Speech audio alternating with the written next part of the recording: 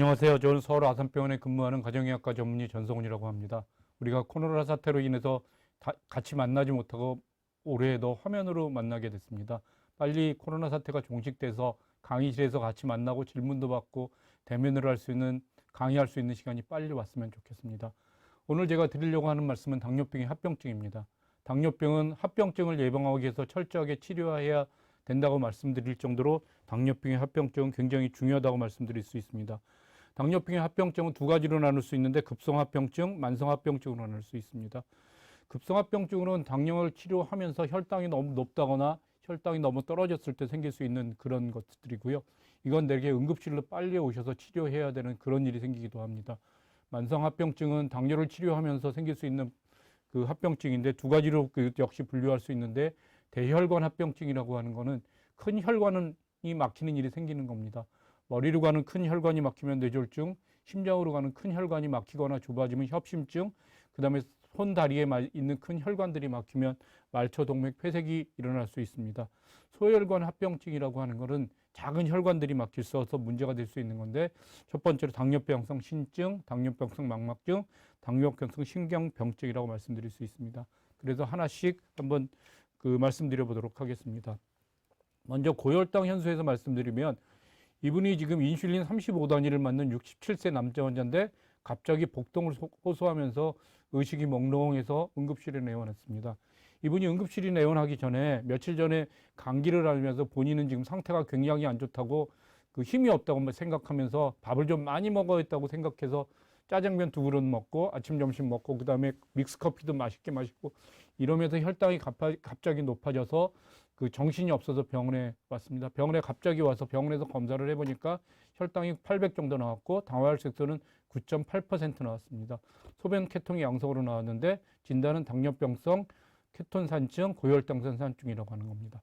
케톤산증이라고 하는 건 어떻게 생기냐면 혈당을 올리기 위해서 지방이 분해돼서 케톤바디가 생기면서 케톤산증이라고 하는 게 생기는 건데 그때 갑자기 복통이 특징적으로 생기는 걸 알 수 있습니다.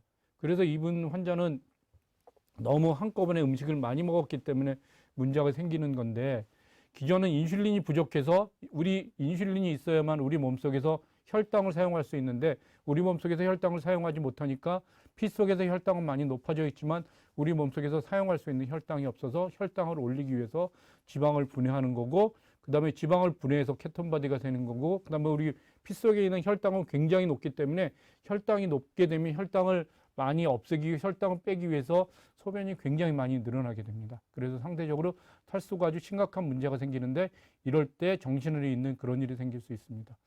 이 환자 같은 경우에는 우리가 인슐린을 맞을 때 아니면 당뇨약을 먹을 때 여러 가지를 조정하게 하게 되는데 당뇨라고 하는 건 제일 어려운 점이 뭐냐면 먹는 약, 그 다음에 인슐린, 운동, 그 다음에 우리가 먹는 음식 이 모든 것에 영향을 미치고 스트레스를 받는다거나 생활 환경에 모든 것에 영향을 미치기 때문에 그런 것들을 다 철저하게 조절하시는 것이 중요하십니다. 다음 환자를 보면 저혈당성 호르몬인데 이분은 67세 여자분인데요. 인슐린 40단위하고 당뇨병을 복용하는 여자분입니다. 이분은 의식이 없는 상태에서 집에서 발견돼서 응급실에 오게 됐는데 이분은 어떤 일을 겪게 됐냐면 전날 저녁에 혈당 검사를 해보니까 식사 후에 300이 넘어서 혈당이 굉장히 나쁘다고 생각한 거예요. 혈당이 굉장히 나쁘니까 이분은 굉장히 혈당을 조절을 잘 하시는 분인데 혈당을 잘 조절하기 위해서 내일 아침에는 운동을 열심히 해야지 생각하고 아침 안 먹고 새벽에 일어나자마자 굉장히 열심히 운동을 했어요. 평소에는 한 10분 정도, 15분 정도 길게 하면 30분 정도 운동했던 운동장을 걷던 분인데 이날은 전날 당뇨 조절이 안 된 게 생각나서 공복 상태에서 운동을 1시간 이상 했습니다.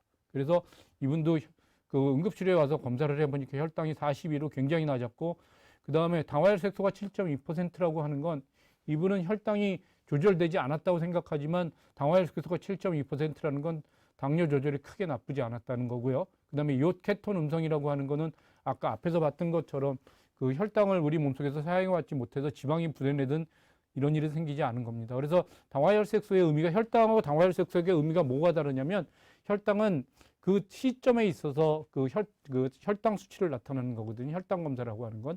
당화혈색소라고 하는 건 우리가 지난 3개월 동안 당뇨를 어떻게 조절했는지 나타나는 수치이기 때문에 당화혈색소가 정상 범위에 있다면 혈당이 그 당시에 조금 높거나 조금 낮더라도 크게 문제될 게 없다는 걸 알아주시면 좋겠고요. 우리가 혈당을 조절하는 목표가 혈당을 정상화시키는 거지만 장기적으로는 당화혈색소를 정상 범위로 유지해서 합병증이 생기지 않도록 하는 게 중요하고요. 이분은 저혈당이고 그다음에 저혈당이 생긴 경우에는 포도당을 빨리 주사해서 혈당을 올리게 되면 잃었던 정신을 다시 돌아오게 할 수 있습니다. 다음에는 이제 만성합병증 중에서 대혈관 합병증에 대해서 하나씩 말씀드려 보도록 하겠습니다. 대혈관 합병증이라고 하는 건 혈관이 막혀서 동맥경화가 문제인데 동맥경화가 뇌졸중, 협심증, 말청동맥이 생기면서 그 폐색을 일으킬 수 있고 아주 좁아지는 경우가 생길 수 있습니다. 위험 요인은 당뇨뿐만이 아니라 고혈압, 고지혈증, 흡연, 나이 이런 여러 가지가 그 위험 요인으로 작용하기 때문에 당뇨 조절뿐만 아니라 고혈압도 조절해야 되고 고지혈증은 잘 관리해야 되고 담배도 끊어야 되는 이런 일이 잘 관리하셔야만 합니다. 당뇨병 환자는 과거에 그 뇌졸중, 협심증에 있는 사람들이 좀 더 많이 그런 일이 생기거든요. 그래서 당뇨 환자들 같은 경우에는 과거에 질병이 있는 분과 동일하게 위험한, 좀 더 위험한 군으로 분류해서 철저하게 관리하는 걸 권해드리고 있습니다.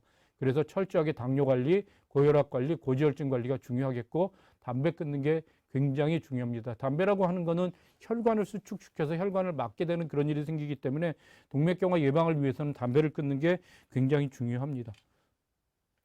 먼저 심장으로 가는 그 관상동맥이 좁아졌을 때 생기는 거는 협심증, 심근경색이라고 하는 겁니다. 관상동맥이 좁아졌을 때는 협심증, 완전히 막힌다면 심근경색이라고 말씀드릴 수 있는데요. 증상이 그 가슴이 심하게 아프거나 호흡곤란이 생길 수 있는데 심근경색이 된다면 30분 동안 굉장히 가슴에 통증이 심하고 식은땀이 뻘뻘 나는 이런 일이 생기는 게 전형적인 증상인데 당뇨 환자에 있어서 제일 어려운 적이 뭐냐면 이런 전형적인 가슴의 통증이나 이런 증상이 없는 경우가 많이 있습니다. 그냥 소화가 안 된다거나 가슴이 약간 불편하다고 했는데 나중에 심각한 그 심근경색이나 협심증으로 진단되는 경우를 볼 수 있습니다. 그래서 진단은 심전도, 혈액검사, 운동부하검사 같은 걸 해야 되고 심장 CT, 혈관 조영술을 해서 그다음에 약물 치료, 만약에 필요하면 스텐트 치료, 풍선 확장술 같은 걸 해야 되니까 당뇨 환자 같은 경우에는 당뇨를 철저하게 조절하는 게 제일 중요하다고 말씀드릴 수 있겠습니다. 그다음에 뇌졸중이 생길 수도 있는데 동맥경화에 의해서 혈증이 발생했을 때 그 뇌경색이 생기는 게 제일 많습니다. 증상은 뇌졸중의 증상이 사지마비, 언어장애, 두 개 보이는 거, 어지러움증 등 여러 가지가 생길 수 있습니다. MRI, CT로 진단하는 거고 되게 필요하면 약물 치료를 할 수 있는 거고 필요한 경우에는 여기도 혈관이 좁아져거나 막혀 있는 경우이기 때문에 스텐트나 풍선 확장술을 시행할 수 있습니다. 그 다음에 말초 혈관 폐색이라고 하는 거는 그 조그만 혈관이 팔다 특히 다리에 있는 혈액 공급이 막히는 경우가 많이 있는데 그렇게 되면 그 다리로 가는 그 동맥이 막히기 때문에 혈액 공급이 안 되면서 운동이나 근육이 저리는 당기는 증상이 생기고 이걸 파행이라고 합니다. 그래서 그 평소에는 괜찮다가 걷거나 운동할 때 여러 가지 문제가 생기는 걸 통증 같은 게 생길 수 있는 그런 증상이 생길 수 있고요. 진단은 제일 쉽게 할 수 있는 거는 지금 다리나 손을 봤을 때 위에 있는 혈관이 막혔을 때 발바닥이나 아니면 맥박을 지어봤을 때 맥박이 촉지되지 않으면 진단할 수 있고요. 실제로는 검사를 하게 되면 혈관을 직접 보는 초음파나 아니면 혈관 조영술을 통해서 진단해서 치료를 하게 됩니다. 치료는 약물 치료를 할 수도 있고 스텐트 치료할 수 있고 아니면 직접 그 혈관이 좁아져 있는 데로 수술하는 경우도 있습니다. 다음에는 신증에 대해서 말씀드리려고 하는데요. 당뇨병성 신증에서 제일 먼저 나타나는 게 미세 단백뇨라고 하는 겁니다. 미세 단백뇨는 그 단백뇨 양이 굉장히 적기 때문에 잘 나타나지 않고 미세 단백뇨 검사를 해야 단백뇨로 진단받을 수 있는 건데 이거는 신증으로 진행될 가능성을 예측할 수 있고요. 다른 합병증 동반이 많고 혈압이 높게 됩니다. 그다음에 협심증의 위험성이 굉장히 높게 나타나게 됩니다. 그래서 당뇨병성 신증을 진행하는 단계를 보면 제일 처음에 미세 단백뇨라고 해서 정밀 검사를 했을 때만 나타나는 단백뇨를 볼 수 있고 이건 소변 검사했을 때 잘 나타나지 않기도 하기 때문에 미세 단백뇨를 1년에 한 번 정도 소변 검사하고 혈액 검사를 통해서 진단할 수 있고요. 이때 해야 될 거는 혈당 조절, 혈압 관리, 단백질 제한식이라고 하는데 신장에 나쁜 게 단백질이기 때문에 단백질을 적게 먹어야 되는데 이때 말씀드리는 건 단백질은 킬로그램당 몸무게 1kg당 1g 정도를 먹게 되면 60kg이신 분들은 대개 60g 정도의 단백질을 섭취하도록 그렇게 권유하고 있습니다. 그래서 너무 많은 단백질을 먹지 않도록 주의하는 게 제일 드리고 싶은 말씀이고요. 그다음에 단백뇨가 나왔다 안 나왔다 하고 그다음에 지속되면 지속독 단백뇨라고 해서 단백뇨가 소변 검사할 때만 나타나게 됩니다. 이때는 신기량이 떨어져서 저 단백질 식사를 더 적게 먹어야 되는데요. 이때는 킬로그램당 0.8g 정도의 단백질을 식사하도록 그렇게 말씀드릴 수 있습니다. 그래서 이런 단계가 진행돼서 잘 치료가 안 되면 결국에는 투석이나 신장 이식을 하게 되는 그런 나쁜 단계로 넘어갈 수 있는데요. 미세 단백뇨가 안 생기도록 그 혈당 조절하는 게 제일 중요하고, 그다음에 미세 단백뇨가 생겼다고 하더라도 혈당 혈압 관리를 철저하게 해서 그 진행되지 않도록 그렇게 열심히 관리하는 게 굉장히 중요합니다. 그래서 당뇨병의 신증은 어떤 사람들한테 많이 생기냐 하면 당뇨병 유병 기간이 굉장히 오래된 사람들한테 많이 생기고요. 그다음에 혈당 관리가 잘 안 되는 사람, 아까 말씀드렸던 미세 단백뇨가 나타나는 사람들한테 단백뇨가 없는 사람들한테보다 좀 더 많이 생깁니다. 그다음에 담배 피는 사람, 그다음에 당뇨병성 신증에 당뇨병 가족력이라든지 당뇨병성 신증에 그 가족력이 있는 사람들한테 좀 더 많이 생깁니다. 그다음에 고혈압과 고지혈증을 가지고 있다면 당뇨병성 신증이 좀 더 빨리 진행될 수 있습니다. 그러면 당뇨병성 신증의 치료는 뭐냐? 제일 처음에 엄격한 혈압하고 혈당 관리입니다. 우리가 그 신장 자체만 놓고 본다면 제일 나쁜 게 혈압이 높은 거하고 단백질이기 때문에 엄격한 혈압 관리, 혈당 관리가 제일 중요하고요. 그 다음에 인슐린을 맞고 계신 분들이라면 신기능 장애가 왔을 때 인슐린의 양이 좀 줄어듭니다. 그건 인슐린이 소변을 통해서 신장을 통해서 배출되는데 신장의 기능이 떨어지면서 인슐린의 양이 몸속에 체내에 쌓이면서 필요한 인슐린 양이 좀 줄어들고요. 그 다음에 강한 운동은 피해야 됩니다. 강한 운동은 단백뇨를 유발할 수도 있어서 그렇고요. 중등도의 운동은 당뇨 조절을 위해서도 철저하게 계속 하셔야 합니다. 우리가 이렇게 그 신증이나 이런 것들이 생겼을 때 여러 가지 우리 몸속에 좋다고 하는 것들을 치료하라고 권유하는 주위 사람도 많고, 그 다음에 그 한방에서도 완치될 것처럼 얘기하는데, 그 솔직히 정확하게 말씀드리면 신장에 좋은 한방약은 없습니다. 그래서 우리가 필요한 약을 오히려 안 먹어야 하는 거기 때문에 꼭 필요하지 하지 않은 약은 섭취하지 않아야 하기 때문에 한방약은 전혀 도움이 되지 않습니다. 그래서 철저한 혈압 관리, 혈당 관리가 중요하다고 말씀드릴 수 있겠습니다. 그 다음에 당뇨병성 망막증이라고 하는 건 망막에 문제가 생겨서 여러 가지 문제가 생길 수 있는 건데요. 당뇨병성 망막증은 후천적으로 시력 장애가 생기는 가장 많은 원인입니다. 그래서 당뇨병 망막증은 되게 없는 경우에는 1년에 1회 정도 검사하는 게 중요하고요. 이형강류의 경우에는 당뇨병이 진단되면서 동시에 당뇨병이 발견되기도 합니다. 우리가 건강검진에서 그 무산동으로 하는 안조 촬영을 하기도 합니다. 근데 그 건강한 사람들한테는 문제가 없겠지만 당뇨가 있는 분들한테는 이것만 가지고는 좀 부족한 면이 있습니다. 그래서 저 뒤에가 잘 안 보이는, 정밀하게 안 보이는 면이 있기 때문에 건강검진할 때 하는 안조 촬영보다는 안과에서 하는 안과 그 직접 망막을 들여다볼 수 있는 검사를 하시도록 그렇게 해주시면 좋겠고요. 그 다음에 백내장의 비율이 좀 높게 나타나는 것 같고, 악화 요인은 고혈압이나 고지혈증이 있을 때 좀 더 악화될 수 있습니다. 그 다음에 당뇨병성 신경증은 뭐냐면 발바닥이 저리고 그 다음에 통증이 생기는 걸 말씀드리고요. 그 다음에 발의 정기적인 진찰이 굉장히 중요합니다. 그 다음에 스트레칭이 유용하고 필요하면 그 약물 치료를 하고 철저한 금연이 중요한데, 금연이 그 발로 가는 혈관을 특히 막는 그런 문제가 많이 생깁니다. 그 당뇨병성 신경증은 신증이나 그 다음에 그 망막증하고 달리 초기에도 나타날 수 있어서 당뇨병 초기에 많은 치료를 할 수 있는 경우가 필요할 수 있으니까요. 만약에 생긴다면 약물 치료를 병행할 수 있도록 그렇게 해주시면 좋겠습니다. 그 다음에 이제 제가 합병증 당뇨병성 족구병변이라서 말씀드릴 수 있는데, 이게 중요한 게 뭐냐면 당뇨에서 상처가 생겨서 혈관 합병증이나 신경 합병증이 동반되면, 첫 번째로 혈관 합병증이 동반되면 혈액 공급이 잘 안 되고요. 신경 합병증이 동반되면 통증이나 이런 걸 잘 못 느끼거든요. 그래서 다리에 상처가 생겼는데 그걸 잘 모르고 치료되지 않고, 그 다음에 이게 심한 경우에는 절단하는 경우가 생길 수 있어요.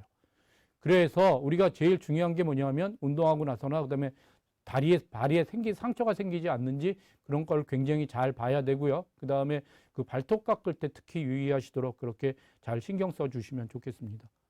그래서 이제 합병증에 대해서 다 말씀드렸고요.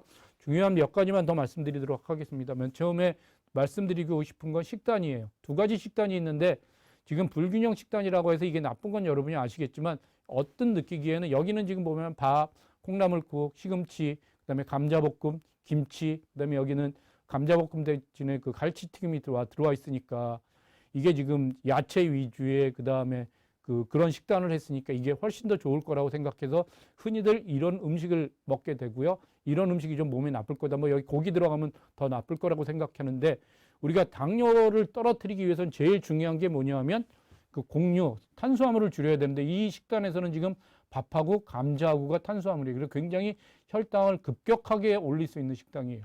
여긴 지금 어육류가 없는데 우리 지금 한국 사람들이 먹는 음식에서 제일 부족한 게 뭐냐면 단백질하고 칼슘이거든요. 그래서 여기 지금 부족하다고 불균형적인 식당이라고 들어가 있는 게 뭐냐면 단백질이 전혀 없어요. 그래서 식사를 하게 되면 혈당이 금방 올라가게 되거든요. 그래서 여기 식당은 지금 흰쌀밥, 그다음에 미역국, 김치, 그다음에 그 생선구이, 그다음에 쌈채소가 있어요. 그래서 이게 좀 그 쌈채소가 중요하죠. 생선구이가 중요한 이유가 뭐냐면 단백질이 들어가 있는 거거든요. 그래서 단백질이 들어가 있으면 지금 혈당을 올릴 수 있는 탄수화물은 현재는 밥뿐이 없기 때문에 혈당을 그렇게 올리지 않아요. 그래서 우리가 그 혈당을 관리하는 측면에서 식사에서 가장 중요하게 생각할 게 뭐냐면 식사에 들어있는 단백질의 양이 탄수화물의 양이 얼마나 많은가예요. 현미밥을 먹는다거나 아니면 잡곡밥을 먹는다거나 이랬을 때 그 혈당이 늦게 올라가는 거지 그게 혈당이 천천히 올라가는 거지 안 올라가는 것이 아니기 때문에 그 탄수화물의 양을 줄이는 게 제일 중요합니다. 그래서 여기 들어있는 것처럼 탄수화물, 단백질, 그 다음에 채소류 이게 골고루 들어있는 음식을 드시도록 하시고요. 그 다음에 우리가 피했으면 하는 음식들은 그 혈당을 직접 올리는 그런 음식들을 좀 피했으면 하는데 거기에 종류와 탄수화물이 굉장히 많이 들어있는 그런 음식인데 첫 번째로는 하얀 쌀밥, 그 다음에 그 밀가루로 만든 거 설탕이 많이 들어있는 걸 피하셨으면 좋겠고요. 그 다음에 두 번째로는 우리 연세 드시는 어르신들이 혈당이 제일 많이 올라가는 음식이 뭐로 밝혀졌냐면 믹스커피로 밝혀졌어요. 믹스커피를 먹으면 거기에 설탕이 굉장히 많이 들어서 혈당을 바로 올리니까 믹스커피는 드시지 않도록 그렇게 주의해 주시면 좋겠습니다. 그래서 음식 조절을 철저하게 했으면 좋겠고 음식 조절에서 제일 중요한 게 뭐냐면 탄수화물의 양을 줄이는 게 중요하고 근데 단백질은 그 신증이 있거나 이런 사람들한테는 문제가 돼서 줄여야 되겠지만 그렇지 않다면 신증이 없거나 일반적이거나 당뇨병을 치료하는 사람들한테는 그 단백질이 부족하지 않도록 그렇게 드시는 것들이 중요합니다. 그래서 곡류, 어육류, 채소류, 그 다음에 이런 것들을 골고루 적절한 양을 드시는 게 제일 중요하다는 말씀 드리겠습니다. 그 다음에 이제 당뇨병 환자의 그 운동에 대해서 말씀드리려고 하는데요. 운동은 어떤 것들이 중요하냐면 그 유산소 운동 위주로 하는 거고요. 그 다음에 근력 운동을 병행해야 된다고 생각하는데 제가 들어본 사람 중에서는 잘못 알고 있는 게 뭐냐면 유산소 운동은 안 하고 근력을 느껴요. 근력 운동을 해서 근육만 늘린다고 생각하는데요. 두 개를 병행하는 거고 주로 해야 되는 운동은 유산소 운동을 위주로 하는 거고 근육이 생기면 근육에서 인슐린의 저항성이나 이런 게 많이 떨어지기 때문에 그 혈당을 떨어뜨릴 수 있는 그런 역할을 할 수 있어요. 그래서 근력을 늘리는 게 중요하긴 하지만 중요한 건 유산소 운동을 위주로 하는 거고요. 운동의 종류는 수영, 걷기, 자전거 타기 등을 말씀드릴 수 있고요. 어르신들께서는 그 관절염이 없다면 수영 같은 거 병행하셔도 좋고요. 무릎 아픈 관절염 같은 게 있으시면 평지 걷기 같은 게 제일 좋겠고요. 그다음에 운동 강도는 심박수가 100회에서 110회 넘어가지 않도록 그렇게 하고 운동이 익숙하시면 맥박수를 조금 올라가도 관계없습니다. 한 번에 운동 30분 정도, 그다음에 일주일에 5번 정도를 운동했으면 좋겠고요. 근력 운동을 반드시 병행하시도록 그렇게 신경 써주시면 좋겠습니다. 그 다음에 당뇨병 환자 운동 시 주의사항이 뭐냐면 아까 저혈당 환자가 생겼는데 환자께서 그 혈당 조절 안 된다고 인슐린이나 이런 약을 먹음에도 불구하고 공복 시에 운동해서 혈당이 많이 떨어져서 저혈당이 생겼어요. 그래서 첫 번째는 인슐린 맞는 분, 그 다음에 약물 치료 중에서 혈당 강화제를 사용하는 분인데 아마릴이라고 하는 그런 약이 되게 지금 제일 많이 사용되는데 그런 혈당을 떨어뜨리는 약물을 사용하는 경우에는 저혈당이 잘 올 수 있으세요. 그래서 자기가 먹는 약이 당뇨 약이 저혈당이 얼마나 잘 오는지를 잘 알아주시면 좋겠고 그런 분들은 특히 공복시에 운동 피하면 좋겠고요. 그다음에 만약에 저혈당이 생기면 운동하다 저혈당이 생기면 그냥 설탕 먹으면 되니까 운동할 때 운동 나가실 때 그 사탕 같은 거 하나 꼭 몸쪽에 주머니에 넣고 있다가 조금 어지럽다고 하면 그냥 사탕을 드시도록 하세요. 근데 운동할 때 어지럽다고 해도 혈당이 올라갈까 봐 사탕을 안 드시는 분들도 계시는데요. 저혈당하고 고혈당하고 비교해 보면 저혈당이 훨씬 더 위험한 겁니다. 저혈당을 한번 경험하면 다시 저혈당을 겪지 않게 해서 당뇨 조절이 굉장히 소홀히 하는 경우가 많이 볼 수 있으니까요. 운동하면서 조금 어지럽거나 이상하다고 느끼시면 반드시 설탕을 드시면서 저혈당이 생기지 않도록 그렇게 하시면 좋겠고요. 그 다음에 그 탈수가 생길 수 있으세요. 운동하면서 땀이 많이 나니까 탈수가 생기는데 만약에 탈수가 생기면 신장에도 안 뽑고 그런 것들이 혈당 상승, 심장 기능 저하로 이어질 수 있기 때문에 먼저 물을 먹고 시정하시고요. 운동 후에 수분 보충하는 게 중요하겠고 그다음에 운동을 아주 길게 한다거나 이렇게 되면 10분, 15분 10분 15분마다 한번 정기적으로 물을 먹고 그렇게 운동하도록 그렇게 하시는 게 좋겠습니다. 그다음에 말초 신경병증이라고 하는 건 뭐냐면 그 발이의 상처가 많이 날 가능성이 있어요. 그래서 잘 맞지 않는 꽉 끼는 신발을 신는다거나 그다음에 운동 경우에 상처가 생겼을 때 이런 일이 많이 생길 수 있으니까 그렇게 꼭 확인해 주시면 좋겠고 건조를 유지하시는 게 중요하겠습니다. 다시 한번 말씀드리면 저혈당, 탈수, 그다음에 발에 상처 나지 않도록 관리를 잘 해주시면 좋겠습니다. 이제 당뇨병 관리에 대해서 전반적으로 한번 말씀드리도록 그렇게 하겠습니다. 첫 번째로는 식사에 대해서 말씀드렸지만 제가 아까 말씀드렸을 때 그 탄수화물에 대해서 많이 말씀드렸는데 첫 번째로는 그 적절한 양을 먹는 게 중요해요. 많게 먹으면 안 됩니다. 당뇨병 병원에서 입원하시면 하루에 몇 칼로리 이렇게 지정해 주는데 이게 보면 되게 마음껏 먹는 게 아니라 조금 부족합니다. 그래서 적은 양 먹는 게 중요하고 그다음에 규칙적으로 섭취해야 합니다. 이게 지금 언제 아침에 먹었다 점심 먹었다 이거를 정기적으로 먹어야만 우리가 혈당이 그렇게 크게 거기에 맞춰서 약 처방하고 거기에 맞춰서 그 문제 없도록 관리할 수 있으니까 너무 많이 먹지도 않고 규칙적으로 섭취했으면 좋겠고요. 그다음에 같은 양이라도 그다음에 탄수화물이라도 건강한 탄수화물을 먹었으면 좋겠고 그것들이 낮은 낭지수라고 해서 혈당이 빨리 올라가지 않는 그런 것들 아까 말씀드렸던 혈당이 빨리 올리는 밀가루 그다음에 흰쌀밥 설탕 같은 걸 피하시면 좋겠고요. 운동 열심히 하시면 좋겠고 규칙적으로 근육 운동을 병행하시는 게 중요하겠고요. 스트레스를 갖게 되면 스트레스 호르몬이 우리 몸속에서 나오는데 그건 다 혈당을 올리는 쪽으로 작용하기 때문에 스트레스를 관리하는 게 중요하고요.